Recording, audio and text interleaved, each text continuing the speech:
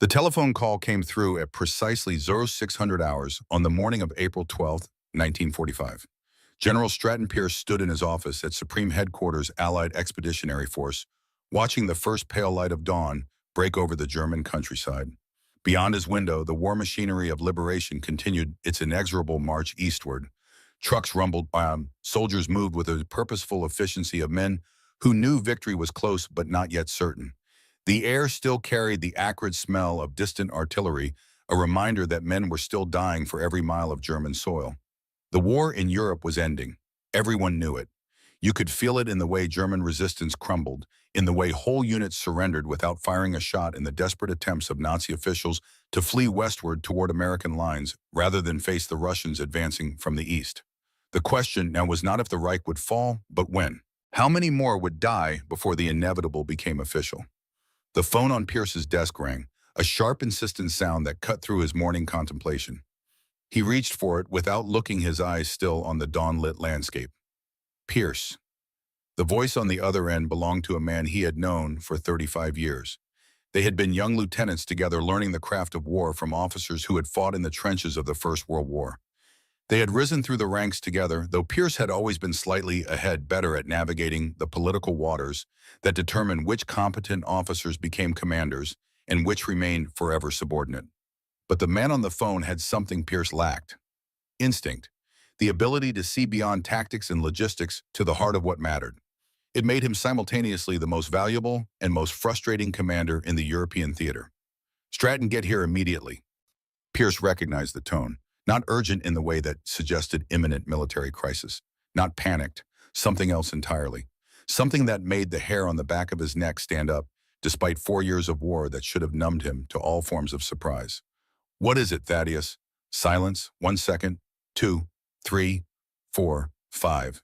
Pierce could hear background noise. Voices. Movement. The static hiss of a field telephone connection. But no answer from the man who had called. Then finally, something that changes everything. The line went dead. Pierce stood holding the receiver, staring at nothing in particular. The morning light had grown stronger, illuminating the maps on his wall. Red arrows showing the advance of Allied forces. Blue markers for stubborn German resistance. Green dots for liberated towns and cities. The entire geometry of victory laid out in colored pins and drawn lines. In 35 years of knowing Thaddeus Holt, the man had never used those words. Had never suggested that anything changed everything. Holt dealt in specifics, in tactical objectives and strategic imperatives. He left philosophy to others. If Holt said something changed everything, Pierce needed to see what that something was. He called for his staff car. The town of Merkers had fallen without resistance. No dramatic last stand, no fanatical Hitler youth throwing themselves at American tanks, no house-to-house fighting that turned every street corner into a potential grave. Just empty roads and silent houses and white sheets hanging from windows in gestures of surrender, so universal they needed no translation. Colonel Brennan Cortlandt stood beside his jeep on what had once been the main road through town, watching a column of displaced persons trudge past his position. Hundreds of them, maybe thousands. French laborers, Polish prisoners, Russian slaves. All the human machinery that had kept German factories running while German men went off to fight and die in a war their leaders had already lost. They moved like ghosts, hollow-eyed, skeletal, focused only on the next step away from the factories and camps and forced labor details that had consumed years of their lives. Most didn't look at the American soldiers lining the road, didn't ask for food or water or help, just walked, one foot in front of the other, away from the nightmare they had survived, toward futures they probably couldn't imagine. Cortlandt had seen it in every town Third Army liberated. The walking dead, people whose bodies had survived but whose souls had been extracted by years of systematic cruelty. They would walk for days, weeks, moving westward by instinct, seeking home or safety or simply distance from the places that had broken them. He was about to climb back into his jeep to continue the advance toward whatever objective command had designated for the day when 2 women broke from the column. They moved with purpose that cut through the general exhaustion. Approached the interpreter stationed by Cortlandt's jeep with an urgency that made the corporal straighten up and pay attention. The interpreter was a kid from Philadelphia, 22 years old. Spoke French because his grandmother had emigrated from Marseille in 1920 and had refused to speak English at home. Now that skill learned at a family dinner table an ocean away made him valuable to the United States Army. The women spoke rapidly, the older one doing most of the talking, her companion nodding vigorously, adding details, gesturing toward the hills south of town. The interpreter's expression shifted from polite attention to sharp focus to something approaching alarm. He turned to Cortland. "Sir, these women have information. They say it's important, about a mine." Cortland had heard dozens of such stories in the past month. Every liberated town produced its quota of whispered legends.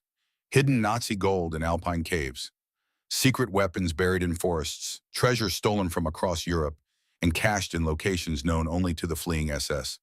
Most proved to be nothing more than rumors, desperate fantasies born from years of occupation. Local gossip amplified by the Reich's collapse into a chaos where anything seemed possible. But something in the women's faces made him pause. Fear. Real, visceral fear. Not the general anxiety that hung over every German town, but specific terror focused on something they had seen, something they knew about. "What kind of mine?" the interpreter translated quickly. The older woman answered, her words coming faster now that she had an audience. "She says it's a salt mine, sir. The Kaiser mine, about 3 miles south of here. She says the SS sealed it in February. Trucks came at night, 20 of them, maybe more. Heavy crates that required 6 men to carry each one. German officers threatened to shoot anyone who spoke about what they saw." The younger woman added something. The interpreter's face went pale. "Sir, she says she worked in the mine before the war. She's from here. She knows the tunnels. She says there are passages that don't appear on any commercial maps. New tunnels, cut recently, wide enough to drive trucks through." Cortland studied the women carefully. The older one, maybe 35, with dark hair pulled back and eyes that had witnessed things no civilian should see. The younger one, perhaps 30, thinner, with the look of someone who had been systematically starved and was only now beginning to recover.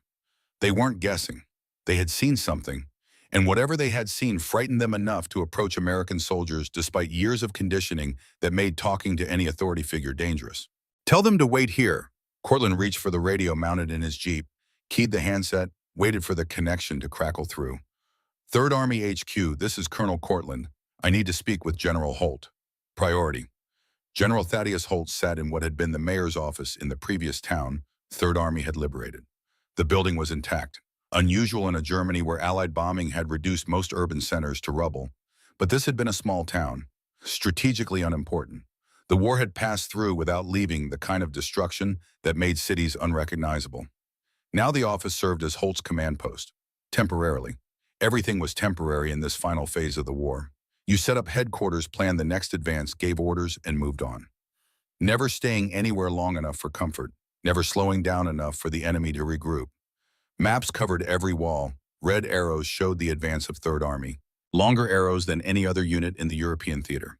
In the past 6 weeks, Holt's forces had moved farther and faster than any army in history, slicing through the collapsing Reich with a speed that made textbook warfare look cautious and outdated.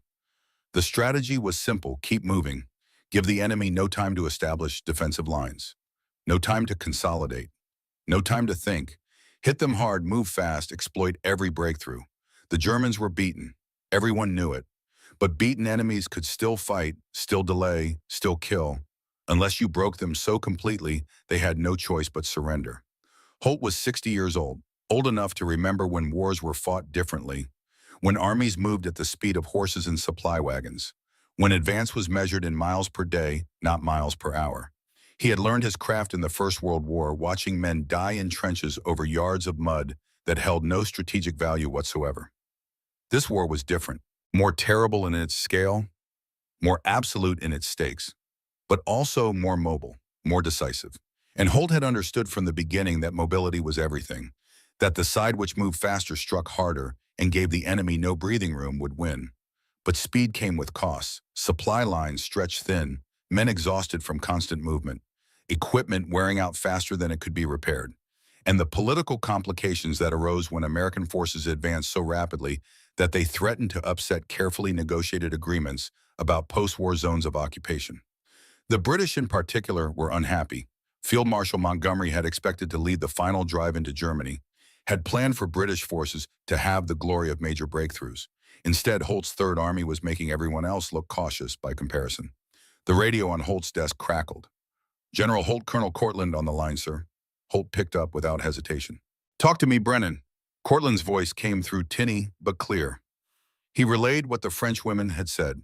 The mine, the SS trucks arriving at night, the heavy crates, the threats of execution for anyone who talked, the new tunnels that didn't appear on maps. Holt listened without interrupting. 30 seconds. 45. When Cortland finished, silence filled the line while Holt processed. Sir, how certain are these women? They're terrified, sir, the kind of fear you don't fake. And one of them used to work in the mine. She knows it's real. Holt looked at the map on his wall. Merkers was a tiny dot. No military significance, no industrial capacity, no strategic value whatsoever. Just another small German town that had been useful to someone once and was now irrelevant to the great machinery of war grinding eastward. But if the SS had sealed something there in February, 2 months ago, when the Reich knew it was dying, when rats started abandoning the sinking ship, when evidence of crimes needed to disappear before the Allies could document them. Holt had seen the reports from concentration camps, had read the intelligence summaries, had looked at photographs that his staff thought might be too disturbing for wide distribution. He knew what the Germans had done, what they had tried to hide. If the SS had taken the time to seal something in a mine shaft, it wasn't weapons. It wasn't military supplies. It was evidence. Proof, the kind of documentation that could convict men at war crimes trials. The kind of proof that needed to be preserved before it disappeared forever in the chaos of Germany's collapse. Send a reconnaissance team. I want eyes on that mine by sundown. Yes, sir. Brennan, sir. If this is real, I need to know immediately. Not tomorrow, not when convenient. The moment you confirm anything unusual. Understood, sir. The line clicked off. Holt sat back in his chair.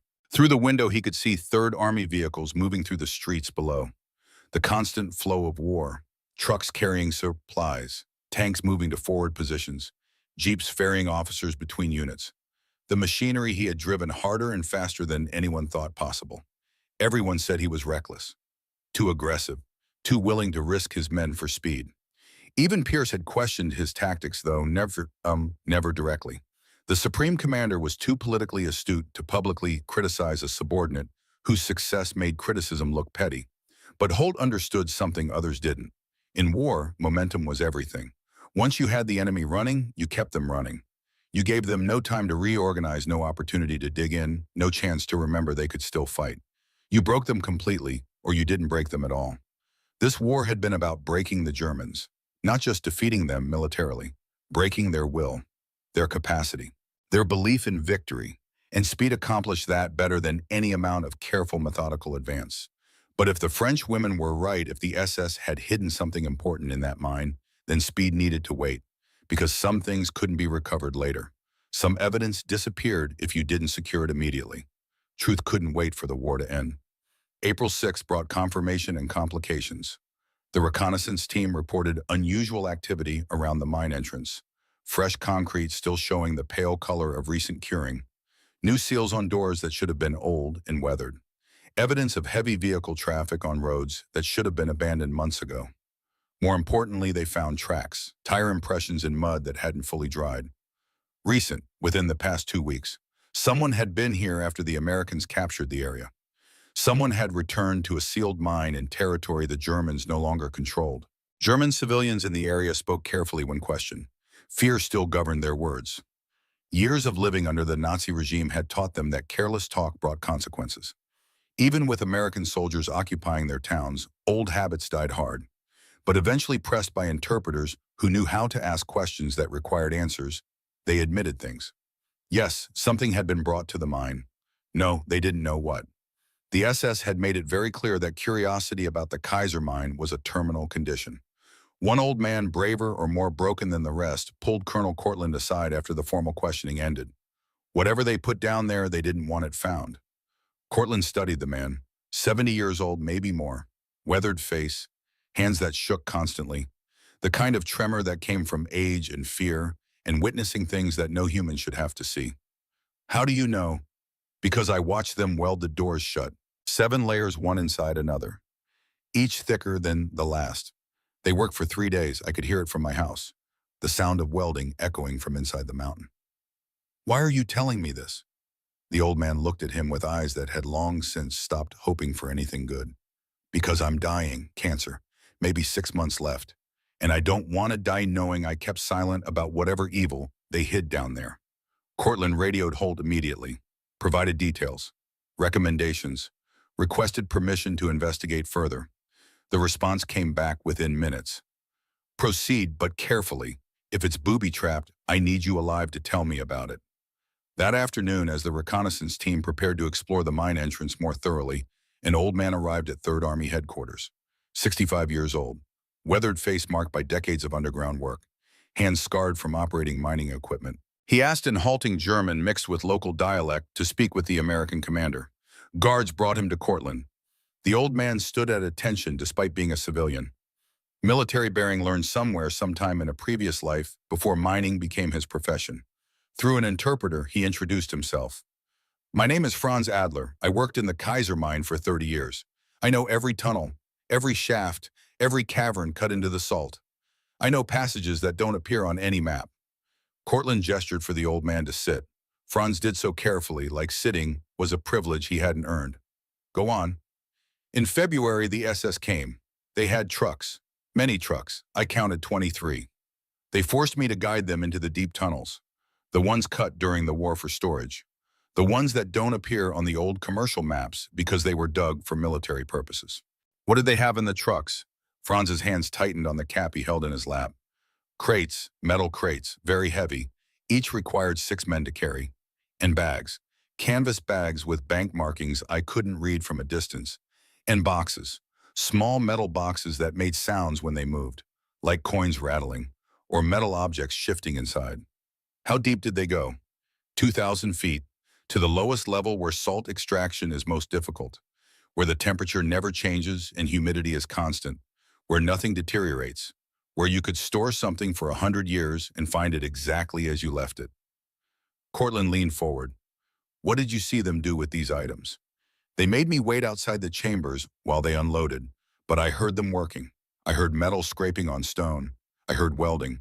For 3 days, I heard welding echoing through the tunnels. They were sealing something, making it impossible to access without specialized equipment. Why are you telling us this now? Why didn't you report it earlier? Franz looked up. His eyes were red-rimmed, exhausted, the eyes of a man who hadn't slept properly in months. Because I saw what else they brought, not just crates and they brought jewelry, rings, watches, things that had belonged to people, dead people. I know because... He paused, his voice dropped to barely a whisper. Because I call the teeth. The room went absolutely silent. Teeth. Gold teeth, in a bar. One of the SS men dropped it when they were unloading. The jar broke. Gold teeth spilled across the tunnel floor. He put a gun to my head and made me help pick them up. Made me pick up gold teeth that had been torn from the mouths of murdered people. Franz's voice broke. I have grandchildren. 3 of them. I did what the SS ordered because they had guns and they threatened to kill my family. But I drew a map of where they went, what they sealed, what chambers they used. I drew it because I knew. Someday someone would need to know. Someone would need to find what they hid. Someone would need to document what they did. He pulled a folded paper from his coat pocket. Old, stained, drawn in pencil with a hand that knew the tunnels by memory and experience rather than official surveys. Cortland took the map, unfolded it carefully, studied the lines and symbols that represented 3 decades of underground knowledge. The tunnels branched like the roots of a great tree. Most were marked with dates from before the war, commercial mining operations that had extracted salt for industrial purposes, standard tunnels, normal depths. But 3 tunnels were different, marked in darker pencil, recent additions, cut deeper, leading to chambers that had been expanded far beyond their original purpose. And at the end of each tunnel, Franz had drawn a symbol, 7 concentric circles, 7 doors, 7 layers of security between the surface world and whatever the SS had hidden in the darkness below. Cortland looked up at the old man. Will you guide us? Franz nodded slowly. Yes, but you must promise me something. What? Whatever you find down there, you must make sure the world sees it. You must document it, photograph it, record it. You must make sure it is not forgotten. Because if it's forgotten, if people pretend it never happened, then my silence helped them hide it forever. And I'll die knowing I was complicit. Cortland extended his hand. You have my word. Whatever we find, the world will know. They shook hands, an old German miner and an American colonel, separated by language and nationality and allegiance, united by the understanding that some truths were more important than any of those divisions. Cortland brought Franz and the map to General Holt that evening. The general studied the drawing in silence. His finger traced the tunnels, the chambers, the 7 concentric circles marking the layers of sealed doors. When he looked up, his expression was unreadable.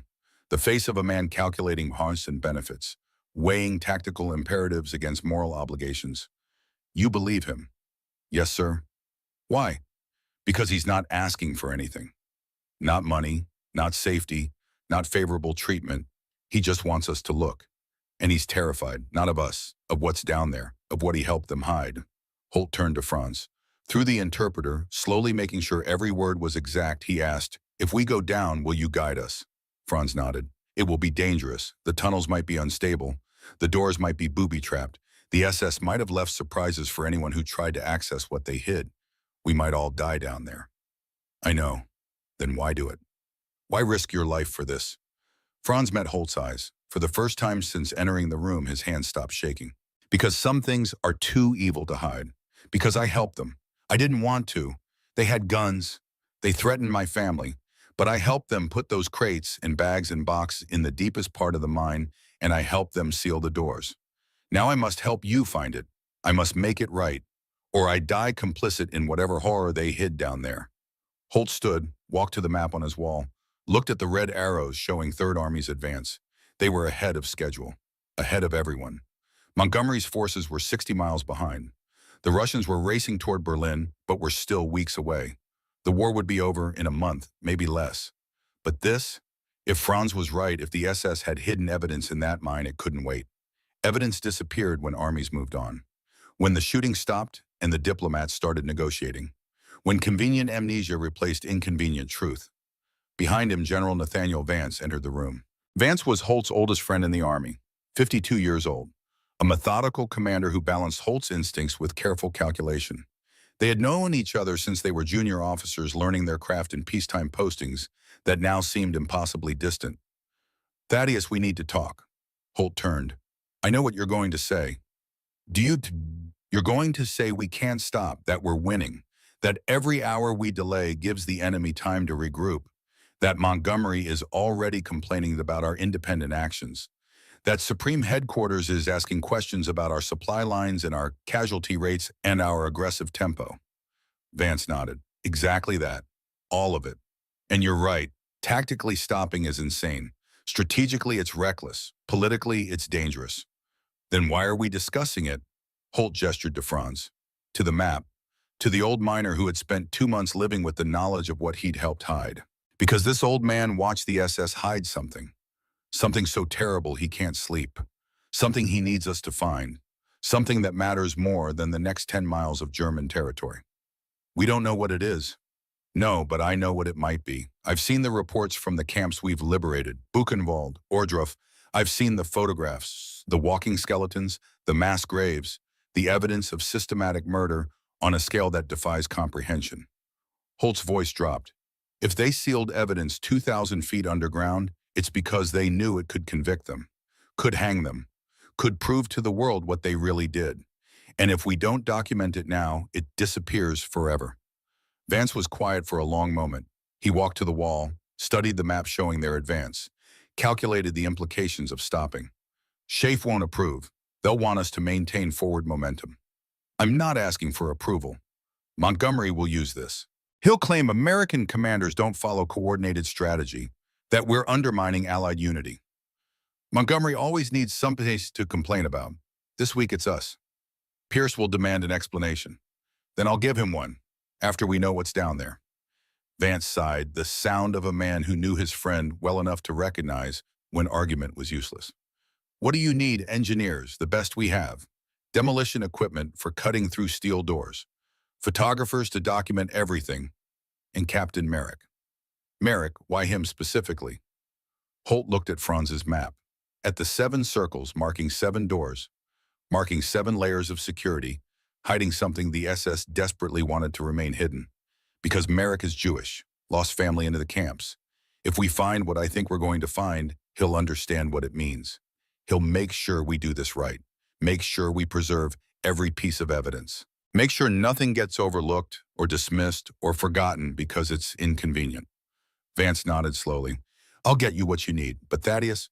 Yes, this better be worth it, because if it's not, if we stop the advance for anything less than absolute proof of something historically significant, they'll relieve you of command. And they'll be right to do it. I know. Do you really? Because once you're relieved, there's no appeal, no second chance. Your career ends.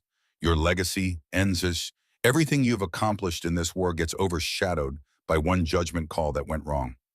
Holt looked at his oldest friend, the man who had stood beside him through peacetime and war, through promotions and controversies, through victories that made them heroes and mistakes that should have ended their careers. Nat, I've been a soldier for 40 years. I've commanded men in battle, sent them to fight for objectives that mattered and objectives that didn't matter at all. I've made decisions that saved lives and decisions that cost them. Through it all, I told myself it was worth it, that we were fighting for something important, something true, something that justified the cost.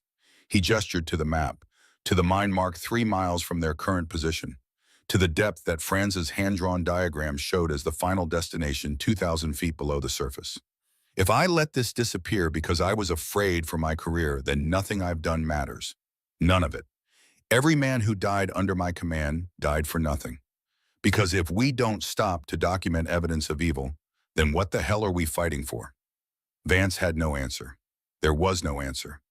Just the recognition that sometimes leadership required risking everything for something that couldn't be measured in tactical advantage or strategic gain. I'll support you, whatever you need. Thank you. But Thaddeus, when this is over, you're going to owe me the best bottle of bourbon you can find in this godforsaken country. Holt smiled, the first time in hours. Deal. Captain Dalton Merrick stood at the entrance to the Kaiser mine the next morning, April 7th, 1945. Dawn was breaking, spring sunlight illuminating the concrete portal that led into darkness absolute. Behind him, a squad of combat engineers examined the elevator mechanism with professional skepticism. Ancient cables thick as a man's wrist, rusted pulleys that groaned when tested.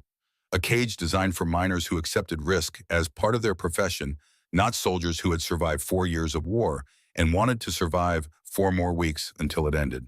Sergeant Callum Hayes joined Merrick at the portal's edge. 28 years old, young enough to believe he was immortal, old enough to know better. A combat engineer who had seen bridges blown and buildings cleared and mines swept through France and Belgium and now into Germany itself. Sir, the engineer says the elevator can hold 8 men, maybe 9 if nobody minds getting friendly. Merrick didn't smile. How old are the cables? He says they were installed in 1920. 25 years. What could possibly go wrong? Hayes looked into the darkness, the kind of darkness that suggested depths no man was meant to visit. Permission to speak freely, sir. Always. Why are we doing this? The war is almost over. Why risk going down there for what rumors? An old man's map. Merrick turned to face his sergeant, looked at him directly, made sure Hayes understood this wasn't about orders or military necessity. This was personal. You know I'm Jewish, Hayes nodded. Yes, sir, you mentioned it once, after we liberated that camp near Weimar. My mother's family was in Berlin. 37 people, cousins, aunts, uncles, my grandmother's siblings and their children. In 1938, they decided to wait, see how things developed, see if the situation improved. By 1940, it was too late to leave. The borders closed. The deportations began. By 1943, Merrick's voice caught. By 1943, the letters stopped coming. Every single one of them. 37 people. Gone. Hayes said nothing. What could anyone say? When we liberated Ohrdruf, I saw what happened to them. Maybe not literally them, but people like them. People who made the mistake of being born Jewish in a country that decided Jews didn't deserve to live. I saw the bodies, the survivors who looked like walking skeletons, the evidence of systematic murder on an industrial scale. He looked at the mine entrance, at the darkness waiting below. If there's evidence down there, Callum, if there's proof of what they did, proof that can't be denied or explained away or forgotten when the diplomats start making deals and the politicians start looking for convenient compromises, then we go down. Even if the cables are 25 years old, even if the tunnels collapse, we go down. Because some things matter more than personal safety. Hayes straightened. Yes, sir, I understand, sir. Good, Because I need you down there with me. Need someone I trust watching my back. Always, sir. They descended in shifts. Merrick went first. 4 engineers, 2 intelligence officers, Franz Adler, who knew the tunnels better than any blueprint.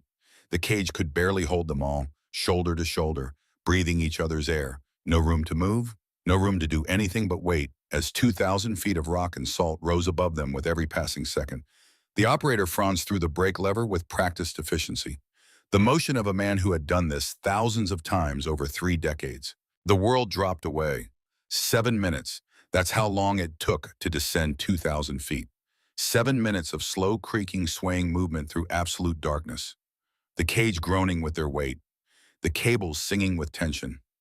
Water dripping somewhere in the unseen shaft, each drop echoing like a countdown. The temperature dropped with each passing second. Spring warmth giving way to the perpetual chill of deep earth. The kind of cold that had nothing to do with weather or season.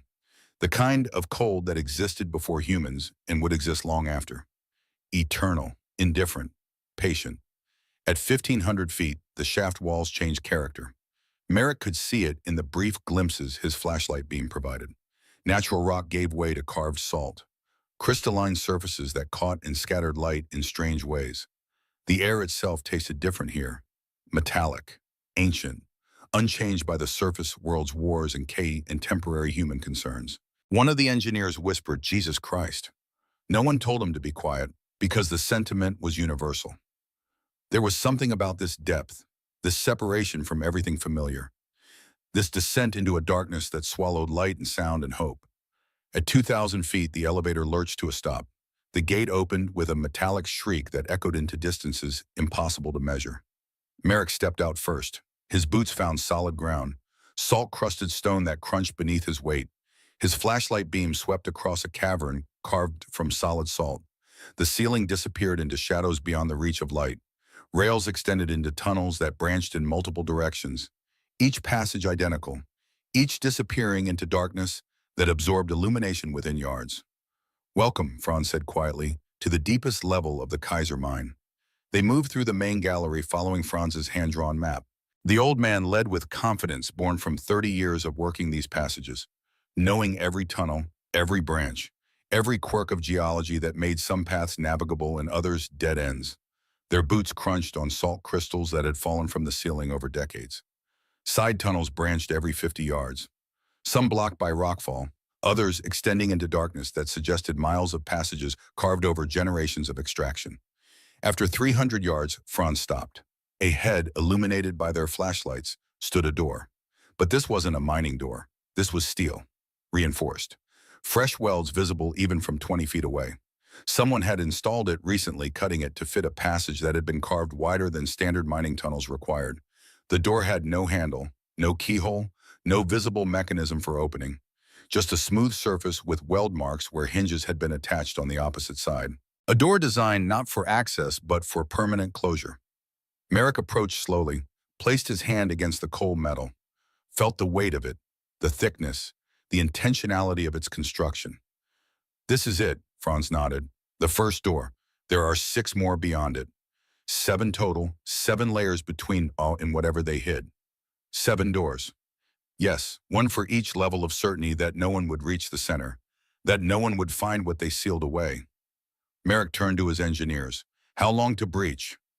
The senior engineer examined the door carefully, measuring, calculating, running his hand over the welds. "Shape charges, 5 minutes to set, then we clear back at least 50 yards before detonation." "Do it." The team worked with practiced efficiency. They had breached countless obstacles across Europe, concrete bunkers, steel bridges, reinforced buildings, each requiring different approaches, different calculations, different risks. But this felt different, not because the door was particularly challenging, but because of what it represented. Someone had built this not to keep attackers out during combat, but to hide something from history, to seal evidence in darkness and hope time would erase all record of what had been done. Merrick pulled back to a safe distance. Hayes joined him. "Sir, assuming we get through this door, what do we do about the other 6? "Same thing. Blow them, one by one." "That's a lot of explosives." "We have a lot of explosives." Hayes grinned despite the tension. despite being 2,000 feet underground in darkness that pressed against consciousness itself. True, sir. The engineer held up his hand, 5 fingers, 4, 3, 2, 1. The explosion was brutal, not loud in the way surface explosions were loud. This was contained violence, a percussion wave that hit like a physical blow even from 50 yards away.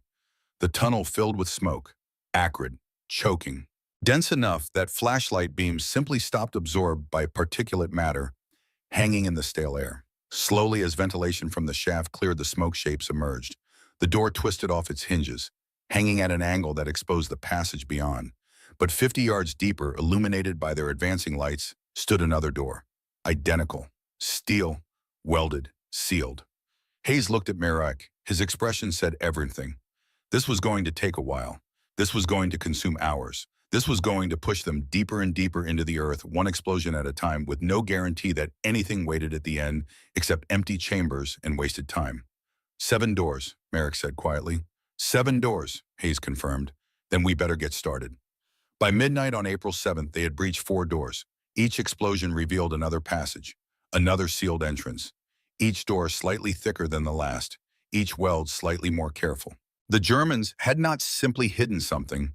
They had created a vault within the earth itself, sealed behind multiple barriers, protected not just by depth and darkness, but by the assumption that no one would ever have reason or ability to penetrate this far. Merrick radioed to the surface regularly. Colonel Cortlandt, we're making progress. 4 doors down, 3 to go. What have you found so far? Passages, and more doors. Nothing else yet. The general wants to know as soon as you find anything. Will do, sir. Merrick signed off, looked at his team. They were exhausted, covered in salt dust and explosive residue, breathing air that grew staler with each hour underground, each breath pulling oxygen from a finite supply that depended on ventilation shafts cut decades ago. But no one suggested stopping, because they all understood what this meant, what finding something, anything, would justify, and what finding nothing would cost the general who had stopped an army's advance based on an old miner's word and 2 French women's testimony. They set charges on the 5th door, blew it, moved forward through smoke and debris. The 6th door was heavier, required more explosives. When it finally gave way, the passage beyond showed signs of even more recent construction. The walls had been carved smooth, widened. This wasn't part of the original mine. This had been cut specifically for whatever lay ahead, cut with purpose and urgency sometime in the final months of the Reich's existence. By 0400 hours on April 8th, they reached the 7th door. This one was different, heavier than all the others combined. Set into a brick wall that had been constructed recently, the mortar still showing the pale color of incomplete curing. Behind this door, the Germans had placed whatever justified all the security, all the secrecy, all the effort to hide something 2,000 feet beneath a random German town that held no strategic value whatsoever. Merrick placed his hand against the cold steel, felt the weight of the moment. Whatever was behind this door would answer questions, or raise new ones, or change everything about how they understood this war and what it had been fought to prevent. He keyed his radio. Sir, we're at the final door. Request permission to proceed. Static filled the line for several long seconds. Then Colonel Cortlandt's voice came through. Hold position, Captain. The general is coming down. General Thaddeus Holt descended into the Kaiser mine at 0600 hours on April 8, 1945. General Nathaniel Vance came with him. The 2 men stood in the elevator cage as Franz Adler operated the controls, sending them down through darkness that seemed to have physical weight. 2,000 feet, nearly half a mile of vertical descent through solid earth and salt. The weight of a mountain pressing in from all sides. Neither spoke during the journey. The war had taught them that some moments required silence, that words couldn't add anything to experience, that sometimes you simply had to endure. When they reached the bottom, Captain Merrick met them at the elevator, saluted. Sir, the final door is 200 yards ahead. We're ready to breach on your order. Holt looked at the young captain, saw the exhaustion, the determination, the need to know what lay beyond that last barrier, but also something else, something personal. Merrick wasn't just following orders. This meant something to him, resonated with something in his history, his identity, his understanding of what this war was really about. Take me there. They walked through the passages in silence, past the twisted doors, past the evidence of systematic German security, each layer speaking to increasing desperation. increasing certainty that whatever waited at the center needed to remain hidden forever. At the seventh door, Holt stopped, placed both hands flat against the steel, stood there for 10 seconds. 20, like he was trying to read through the metal what waited beyond, trying to prepare himself for possibilities that his conscious mind couldn't yet articulate. Then he stepped back. "Open it!" The engineer set the charges. Everyone cleared to a safe distance measured by experience and calculation. The countdown was brief, professional. The explosion, even muffled by preparation and distance, hit like the fist of an angry god contained within stone walls. Smoke filled the passage, thick, choking. Flashlights cut through the haze like searchlights through fog. Slowly, as ventilation cleared, the air shapes emerged. The door hanging twisted. The brick wall breached. And beyond it, darkness. But different darkness. Not empty, not hollow. This darkness had presence, had weight, had meaning waiting to be revealed. Holt entered first, the privilege and burden of command. His flashlight beams swept across the chamber, and stopped. Merrick came through behind him. Vance followed. One by one, their lights added to the illumination, and one by one, they stopped moving, stopped breathing, stopped thinking about anything except what their eyes reported and their minds struggled to process. Sergeant Hayes, standing at the entrance, whispered what they were all thinking. Oh my God. The chamber's left wall was stacked floor to ceiling with gold bars, each ingot stamped with the Reichsbank eagle and swastika. Not dozens, not hundreds, thousands, stacked with Germanic precision in rows that extended back into the chamber's depths, each bar representing wealth, resources, the stolen monetary reserves of nations that no longer existed as independent entities. The light caught the metal and threw it back, a dull gleam that spoke of wealth beyond immediate comprehension. Enough gold to fund armies, to rebuild nations, to shape the post-war world according to whoever controlled it. But it was the right wall that made Merrick's hands start to shake. Canvas bags, hundreds of them, stacked and piled and spilling their contents across the salt floor. Each bag stamped with bank markings from across occupied Europe. Banque de France, Nationale Bank van België, de Nederlandse Bank, Narodowy Bank Polski, Norges Bank. The monetary reserves of entire nations, stolen, consolidated, preserved in the mind's constant temperature and low humidity, waiting for retrieval that would never come. Some bags had split from age or rough handling. Paper currency spilled across the stone floor like autumn leaves. Francs and guilders and zloty and kroner, mixing together. The economic lifeblood of conquered peoples reduced to trash on a mine floor. And in the corner, stacked on metal shelves with the same Germanic efficiency that marked everything the Reich touched, were smaller containers, metal boxes, unmarked, heavy for their size. Merrick walked toward them. His flashlight beam trembled. He reached for the closest box, felt its weight, substantial, dense, set it down on a nearby crate, opened the lid with hands that refused to remain steady. Inside, wrapped in cloth, were dental fillings, gold teeth, hundreds of them, extracted from mouths that would never speak again, sorted by metal content, cataloged with the same efficiency that had marked every aspect of the Reich's operations.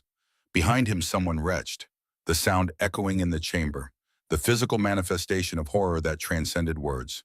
Merrick closed the box carefully, set it back on the shelf with reverence it didn't deserve, but the dead demanded, turned to face General Holt. The general stood in the center of the chamber, surrounded by gold and currency and the terrible evidence of systematic murder, rendered down to its most commercially efficient components. His face was carved from stone. His hands, steady through every battle he'd commanded, shook slightly as he reached for his radio. "Get me General Pierce, immediately." The radio operator's voice came back uncertain. "Sir, it's 0630 hours. The Supreme Commander is—" "I don't care what time it is. I don't care what he's doing. Get him on the line. Now, that's an order." 30 seconds passed, a minute. Then Pierce's voice crackled through, rough with interrupted sleep. "This better be good, Thaddeus. I was in the middle of— Stratton, you need to see this. See what I have a meeting with Montgomery in 3 hours. I have reports from 6 different— everything." Silence on the line. Pierce processing the weight in that single word. Understanding that Holt didn't use it lightly. Never had. Not in 35 years of friendship and professional collaboration. "Say that again. You need to see everything. What we found. What they hid. What this war was really about." Thaddeus, you're not making sense. What did you find? Holt looked around the chamber. At the gold, at the currency, at the small metal boxes that held their terrible contents, at the evidence that would reshape how history remembered this war and what it had been fought to prevent. Proof of everything. While they waited for the Supreme Commander, Holt ordered a complete survey of the chamber. Every item documented, every stack photographed, every bag counted. The intelligence officers moved through the space with professional efficiency that barely masked their shock at the scale of what had been hidden. The gold alone required careful examination. Each bar had to be noted, its markings recorded, its weight verified.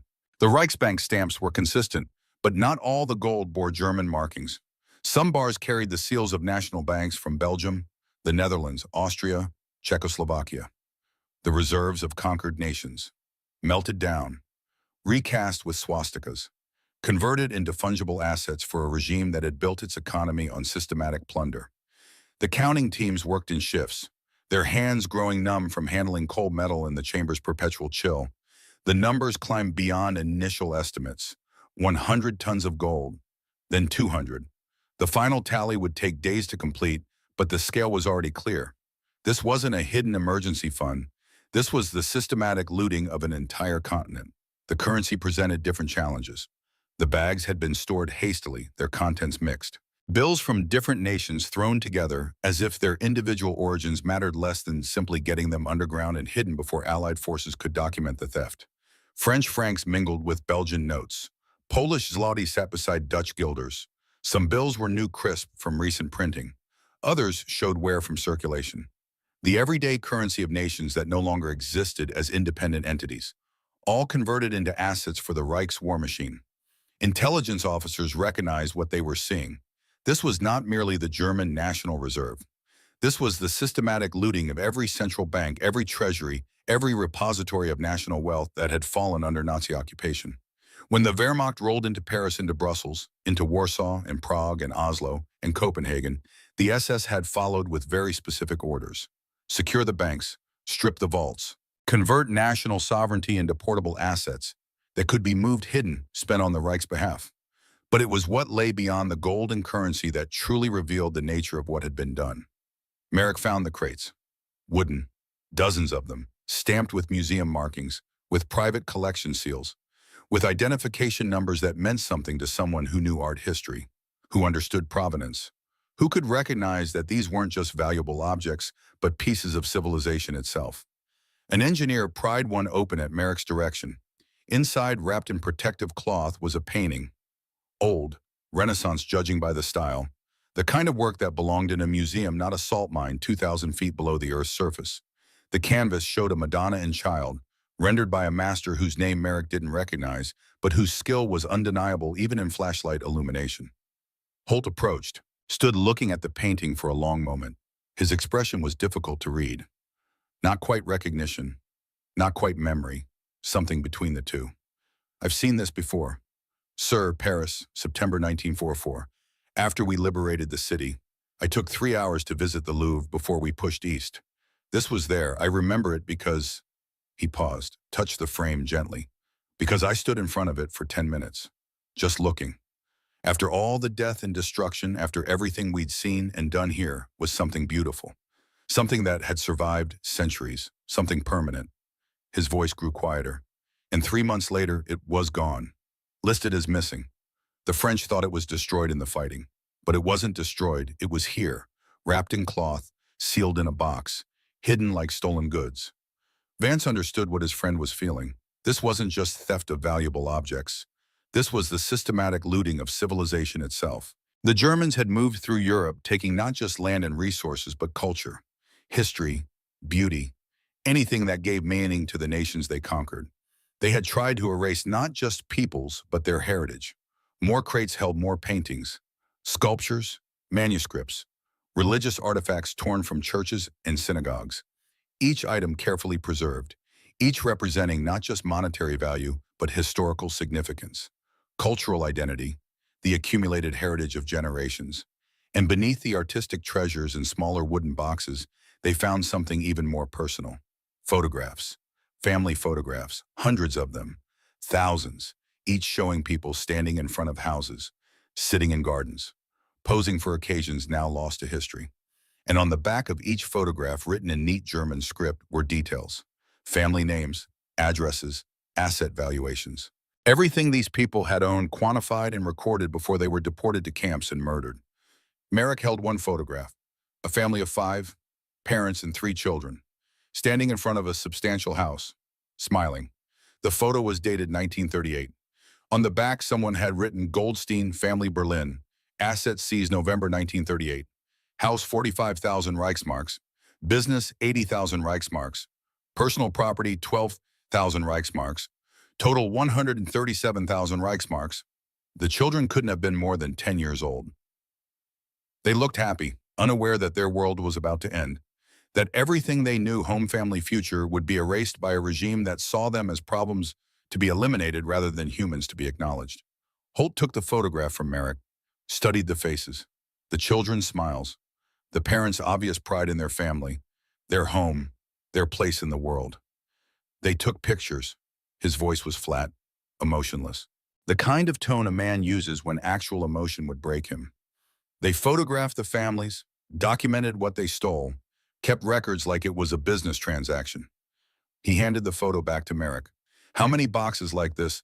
At least 50, sir, all with photographs, all with documentation, all recording the systematic theft of everything these people owned before they were murdered. The SS kept receipts for genocide. It wasn't a question, it was recognition, understanding.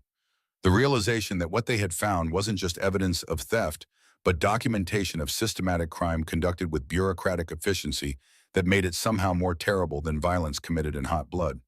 At 1200 hours, the radio in the main vault crackled to life. "General Holt, you have an urgent message from Schaeff." Holt looked at the radio like it was a snake. He had known this was coming, had known since the moment he ordered the advance to stop. But knowing didn't make the confrontation any less difficult. "Patch it through." Static, then a voice he didn't recognize. Some staff officer at Supreme Headquarters, reading from a script probably, covering his own position with every carefully chosen word. "General Holt, Supreme Headquarters, requests immediate clarification regarding Third Army's current operational status. Field Marshal Montgomery has filed a formal complaint indicating that forward movement has ceased without proper authorization. The Supreme Commander requires a complete explanation within the next 4 hours. Failure to provide satisfactory justification may result in administrative review of command decisions." Administrative review, polite language for potential relief of command, for ending a career, for making an example of an officer who had stepped outside the boundaries of acceptable independent action. Holt picked up the radio handset. "This is General Holt. Inform Schaeff that Third Army has discovered significant intelligence requiring immediate investigation and documentation. Sir, with respect, Field Marshal Montgomery has indicated that—" "I don't give a damn what Montgomery indicated. We found something important, something that changes our understanding of what this war was really about, something that will be needed for war crimes tribunals and historical documentation. Sir, the orders from Supreme Headquarters are quite clear. All Allied forces are to maintain forward momentum. The race to Berlin is a political exercise that will be decided by the Russians anyway." Holt's voice hardened. "What we've found here is evidence. Evidence that will be needed to convict the people who did this. Evidence that will prove to the world what happened. And if we don't secure it now, document it, now preserve it, now it disappears forever into the chaos of Germany's collapse." Silence on the line. Then more carefully, "Sir, I'm required to inform you that failure to comply with operational directives may result in immediate relief of command pending investigation." "Noted. Is there anything else?" "No, sir." "Then Holt out." He set the radio down with more force than necessary, looked at Vance, his oldest friend, the man who had been beside him through every significant moment of his career for the past 20 years. "They're going to fire me." Vance nodded slowly. "Probably." "You think I'm wrong? I think you're risking everything we've accomplished, everything we've fought for, everything you've built over 40 years of service. I think Montgomery is going to use this to undermine American command authority. I think the British are going to push Churchill into question whether Americans should be making strategic decisions without consulting our allies." Vance paused. "And I think you're absolutely right to do it anyway." Holt smiled. It didn't reach his eyes. "We've come too far to let evidence disappear because of politics. Then we keep going. But Thaddeus, you need to understand something. Really understand it. If this isn't as significant as you think it is, if we stop the advance for anything less than absolute proof of crimes against humanity, they'll relieve you, and they'll be right to do it. You'll have stopped a winning army for personal judgment that proved incorrect. That's not a minor mistake. That's a career-ending failure of command. I know. Do you really? Because once you're relieved, there's no appeal, no second chance, no opportunity to explain or contextualize or provide additional information. Your career ends, your legacy ends. Everything you've accomplished in this war gets overshadowed by one decision that went wrong at the worst possible moment. Holt looked around the vault, at the gold bars stacked to the ceiling, at the bags of stolen currency, at the crates of looted art, at the photographs of murdered families, at the small metal boxes that held their terrible evidence. Nat, I've been a soldier for 40 years. I've commanded men in battle, sent them to die for objectives that mattered and objectives that turned out to be meaningless. I've made decisions that saved lives and decisions that cost them. Through it all, through every battle and every campaign and every promotion, I told myself it was worth it, that we were fighting for something important, something true, something that justified every death and every sacrifice. He picked up one of the small metal boxes, held it in both hands like it might explode. Like handling it required reverence or extreme caution or both. If I let this disappear because I was afraid for my career, afraid of what Montgomery might say, or what Schaeff might do, or how history might judge me, then nothing I've done matters. None of it. Every man who died under my command died for nothing. Because if we can't stop to document evidence of systematic evil, then what the hell are we fighting for? What purpose does any of this serve? He set the box down carefully. So yes, I understand the risk, I understand the loss, and I'm taking it anyway. Because some things are more important than careers. Some things are more important than politics. Some things demand that we stop everything else and pay attention. Vance said nothing for a long moment. Then he nodded. What do you need? Time. More engineers to explore the rest of the passages, and absolute security. Nothing leaves this mine without documentation. Nothing gets disturbed without being photographed first. This is a crime scene now. It needs to be treated as such. You'll have it, all of it. The engineers discovered the second vault system while exploring passages adjacent to the main chamber. At first, it appeared to be just another branch of the mine, another tunnel cut for salt extraction decades ago. But the wall showed signs of recent work, fresh tool marks, widening that served no commercial purpose. This had been modified, adapted, turned into something other than what it had been designed for. Two more sealed doors waited, both showing the same construction characteristics as those guarding the main vault. Steel, recent installation, welded with expertise that spoke of trained personnel working under time pressure. They blew the first door at 1400 hours, the second at 1500 hours. Behind them lay a chamber larger than the first, and what it contained made the gold seem almost incidental by comparison. This was where the SS had stored what they had stolen from individuals rather than nations. This was where the systematic theft of an entire continent's population had been consolidated and preserved. Suitcases, hundreds of them, thousands, stacked along the walls, each representing a family, a person, a life interrupted and then ended. The Germans had told their victims to bring luggage to collection points, had promised resettlement, work camps, new opportunities in the East, and the victims, desperate to believe anything that offered hope, had packed their belongings, their clothes, their family photographs, the small treasures that defined individual lives. And when the victims arrived at the camps, when the fiction of resettlement could no longer be maintained, the luggage was sorted, valuables extracted, useful items cataloged, everything else discarded or destroyed. But some luggage, the most valuable, had been saved, transported here, hidden, preserved as assets for future use. Merrick opened one suitcase at random. Inside clothing, a prayer book, family photographs, a child's toy, all the mundane possessions that defined a normal life, all that remained of someone who had ceased to exist. He closed the suitcase, moved to another, opened it. Similar contents, different family, different life. Same ending. Around the chamber, his team was making similar discoveries. Each suitcase told a story. Each represented the end of hope. The moment when propaganda became evident reality. When promises of resettlement revealed themselves as lies designed to facilitate industrial murder. But it was in the back of the chamber, in a section that had been separately sealed, that they found what the SS had considered truly valuable. Merrick saw Sergeant Hayes waving from the chamber's far corner.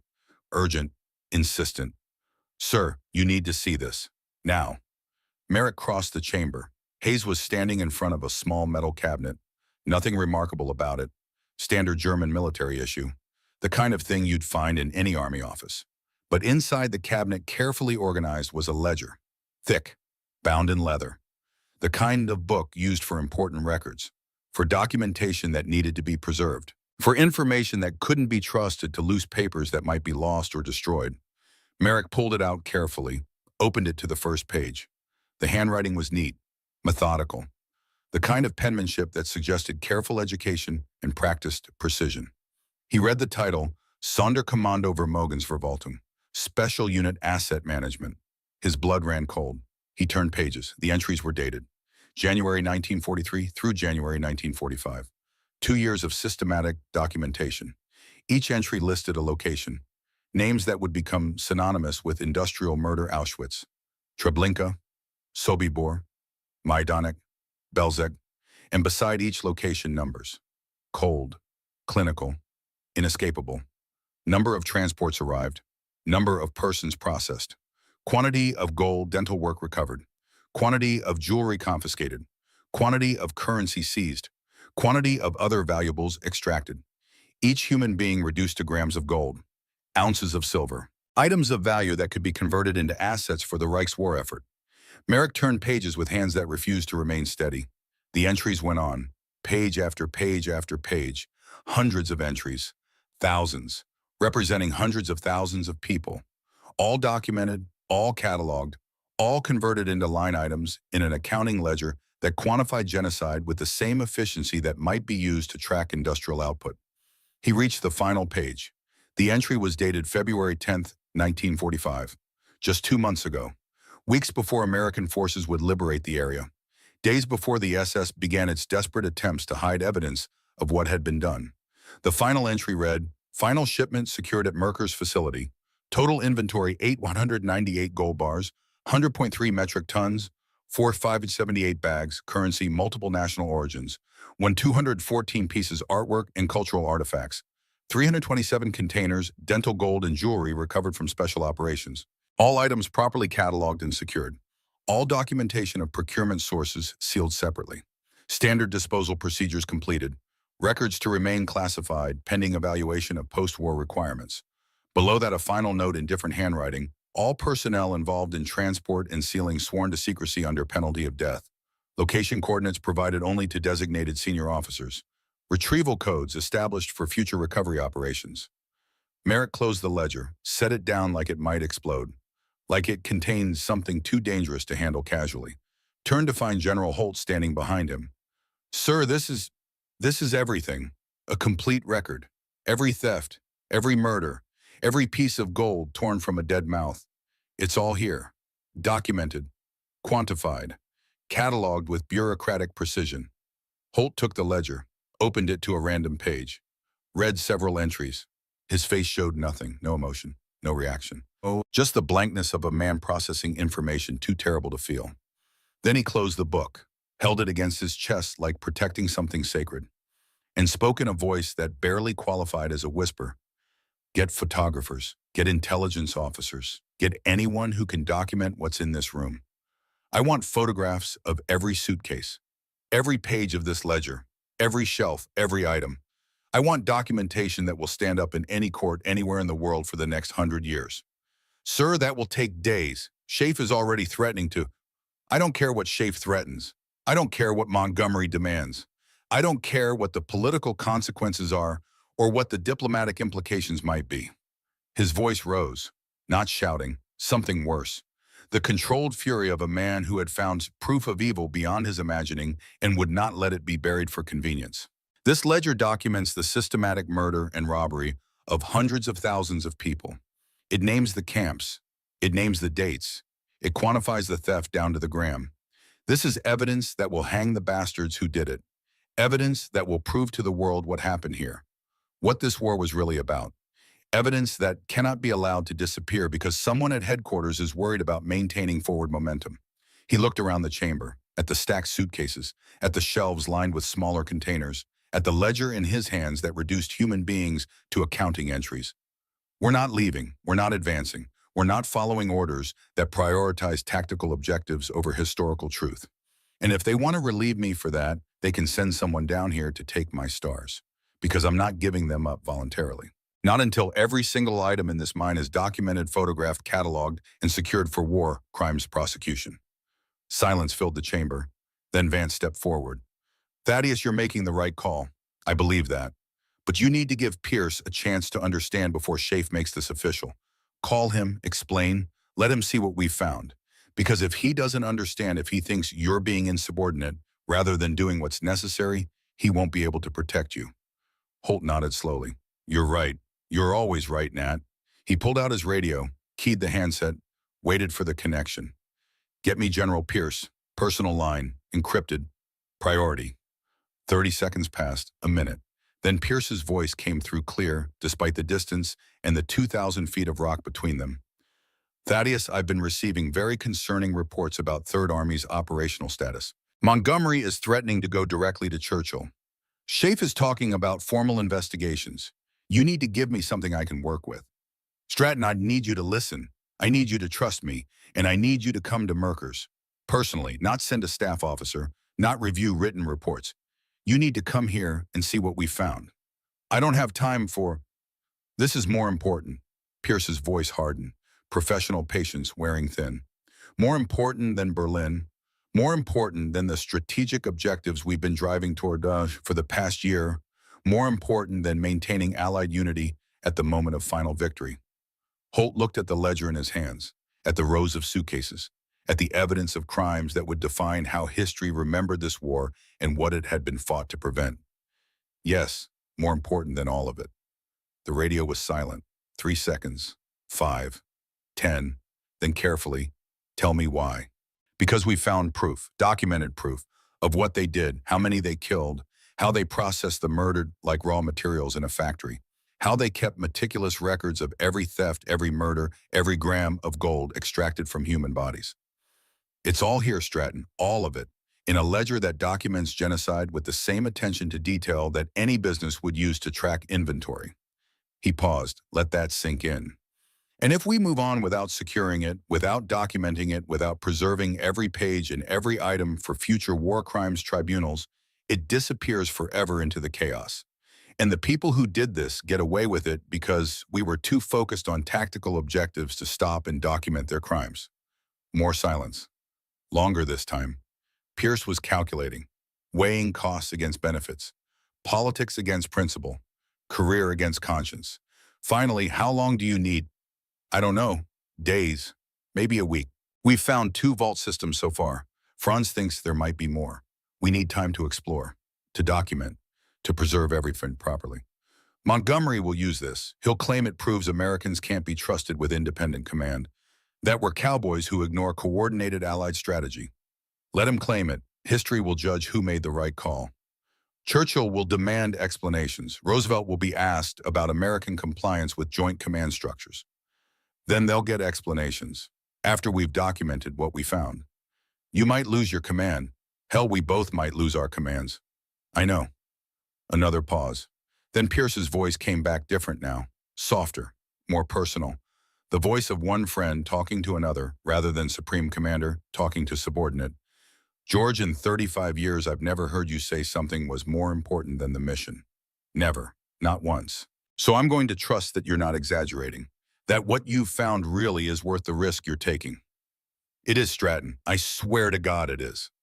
Then I'll be there April 12th. That gives you 4 days to document everything you can. 4 days before I have to face Schaeff and Montgomery and explain why the American advance into Germany stopped for a salt mine. And George, yes, you better be right about this. Because if you're wrong, neither of us will have careers when this is over. And that's assuming we're lucky enough to just be fired rather than court-martialed. I'm not wrong. You better not be. The line went dead. Holt stood in the chamber, surrounded by evidence, surrounded by the documented proof of systematic evil, surrounded by what would become his legacy for good or for ill. Vance spoke quietly. You know he's right.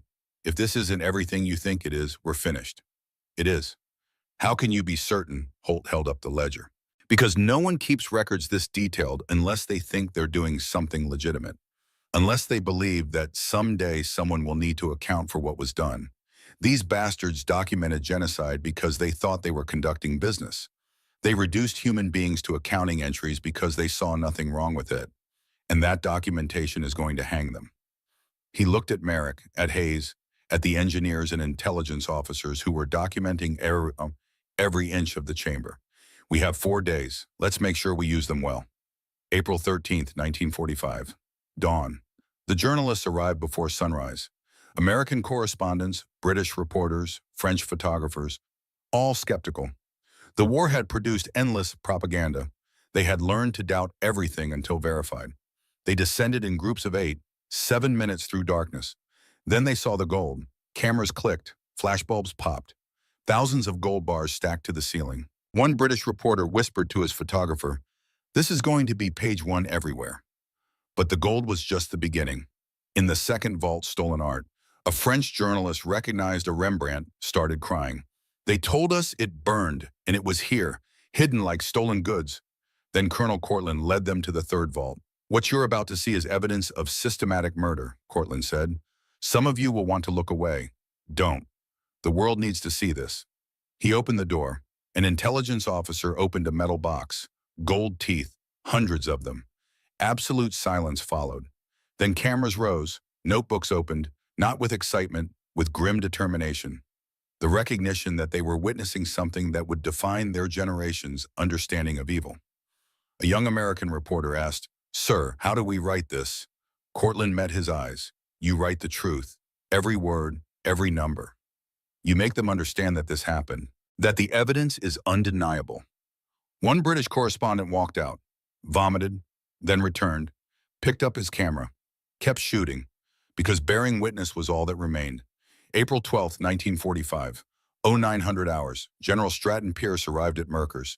He emerged from his staff car, shook hands with Holt. "Show me." They descended together. 7 minutes of silence through darkness.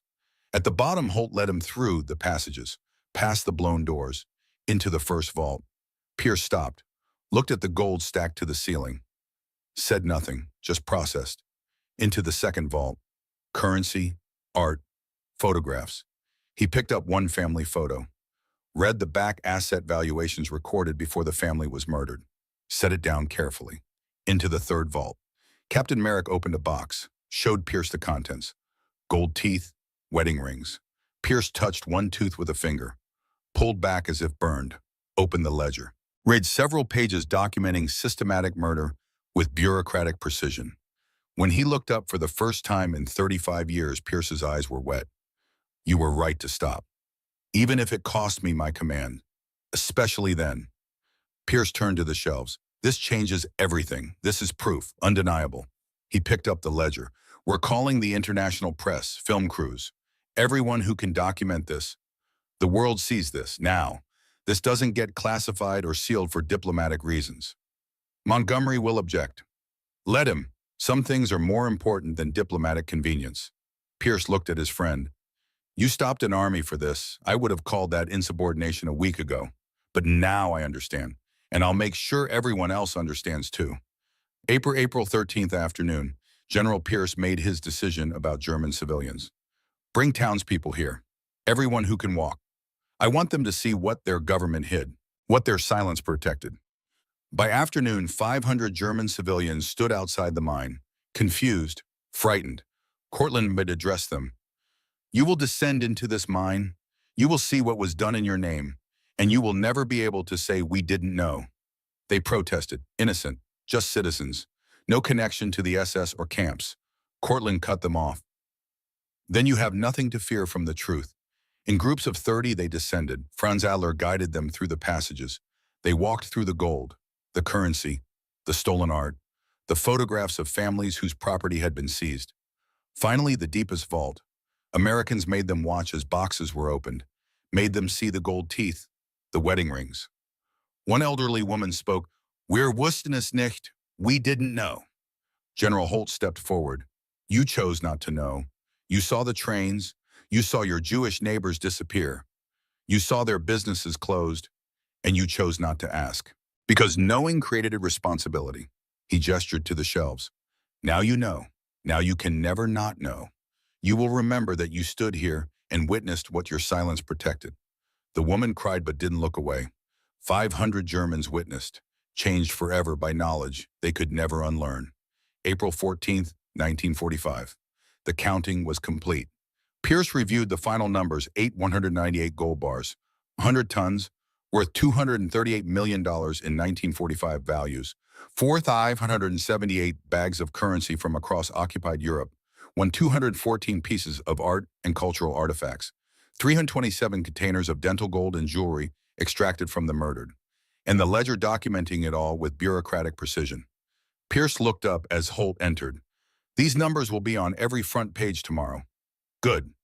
Montgomery is furious. Churchill is demanding explanations. History will vindicate the decision to stop and document this. Pierce nodded. I've been thinking about what future generations will ask, whether we brought these people to justice. You want war crimes trials. I want an international tribunal, with standards of evidence that will last centuries. I want the perpetrators tried, convicted based on this evidence. Not revenge, justice. Pierce gestured to the reports. What the Nazis did requires a response that matches its systematic nature. We'll hold the trials in Nuremberg, in the heart of what Hitler built, and we'll use this evidence to show the world what that Reich actually was. That evening, Pierce sat alone, poured bourbon, thought about Thaddeus Holt. 35 years of friendship. Pierce always ahead politically, better at managing relationships, better at bureaucracy. But Holt had been better at war, had instincts that couldn't be taught, made decisions Pierce needed hours to calculate, and Holt had just proven it again. While Pierce worried about Berlin and Allied unity, Holt saw what mattered more. Evidence couldn't wait. Truth required immediate action. Pierce took a drink. In private, he allowed himself the truth he'd never speak aloud. Thaddeus Holt was a better commander than he would ever be, better at understanding what actually mattered. Pierce had caution, political skill. Holt had moral clarity, courage, the willingness to risk everything for what was right. Pierce would use his political skill to protect the man whose clarity he lacked, would ensure history recorded this as leadership, not insubordination. That's what friendship meant. May 8th, 1945. The war ended. Germany surrendered. The Merkers' evidence played a crucial role. The ledger became Prosecution Exhibit 17 at Nuremberg. The photographs appeared worldwide. The documentation helped convict 22 Nazi leaders of crimes against humanity. The gold returned to looted nations. The art to museums and families. The dental gold to funds for survivors. The ledger was preserved in archives. Proof that no reasonable person could deny. General Stratton Pierce stood at Thaddeus Holt's grave. The funeral was over. Others had departed. Pierce remained alone. George, if I need to tell you something I never said when you were alive. The wind moved through the cemetery.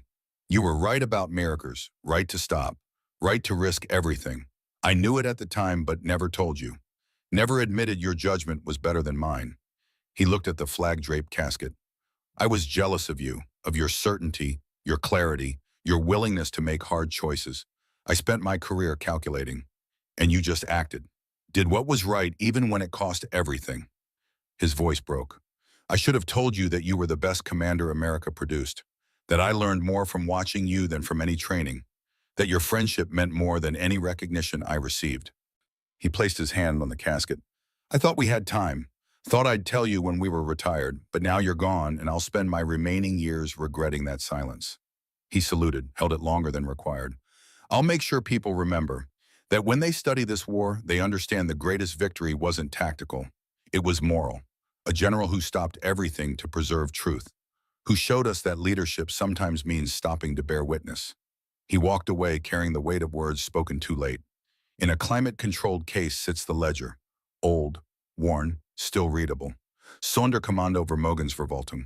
Beside it, a photograph showing General Holt in the vault. The plaque reads, General Thaddeus Holt, Merkers Mine, Germany, April 1945. On April 8, 1945, General Holt halted Third Army's advance to investigate a sealed mine.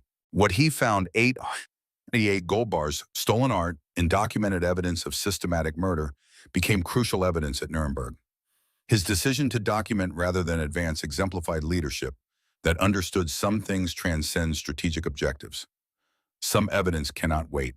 The documentation helped convict 22 Nazi leaders and provided undeniable proof of the Holocaust. History vindicated his judgment. Below a quote, leadership is not always about moving forward. Sometimes it's about having the courage to stop and bear witness to truth even when that truth is terrible. Because some things matter more than careers. Some truths demand we stop everything else and pay attention. An elderly man stands reading. His grandson, 16, stands beside him, impatient. "Grandpa, can we go?" "Hold on, Alex. This is important." "Why, it's just about some general who stopped during the war." The grandfather looks at his grandson. This general made a choice between doing what was expected and doing what was right, between following orders and following his conscience. But they could have documented it later, right? No, by then the evidence might have been destroyed or lost. He stopped the whole army to preserve evidence that would convict mass murderers, to ensure murdered people weren't forgotten. He places his hand on the boy's shoulder. "Someday you'll face a choice between doing what's convenient and doing what's right. When that moment comes, remember this general. Remember that he risked his career to preserve truth." Did they fire him? No, people understood he made the right call, that what he preserved mattered more than delay, that bearing witness to evil was more important than maintaining momentum. The boy looks at the photograph. "Can I take a picture?" Of course, the boy photographs the plaque, the ledger, the image of a general who understood duty. Maybe he'll remember. Maybe years from now, facing his own choice, he'll recall the story of a man who stopped an army to preserve truth. Or maybe he'll forget, but the evidence remains. The ledger, the photographs, the documentation preserved by a general who risked everything. The museum closes, lights dim, visitors exit into the evening. But the evidence remains, protected, preserved, bearing witness to both the worst of what humans can do and the best of what leadership can be. And families across America gather, tell stories, pass down lessons about courage that isn't loud or dramatic, courage that stops, that witnesses, that documents, that refuses to let evil hide because exposing it is inconvenient. The kind of courage a 60-year-old general showed in April 1945 when he decided that truth mattered more than tactics, that evidence mattered more than advancement, that preventing future evil by documenting present evil was worth any cost. That is the lesson of Merkers. That is the legacy of Thaddeus Holt. That is the choice every generation faces. Do we rush past uncomfortable truth for comfortable victory? Or do we stop, bear witness, and ensure history records what actually happened? The answer defines us as leaders, as people, as a civilization.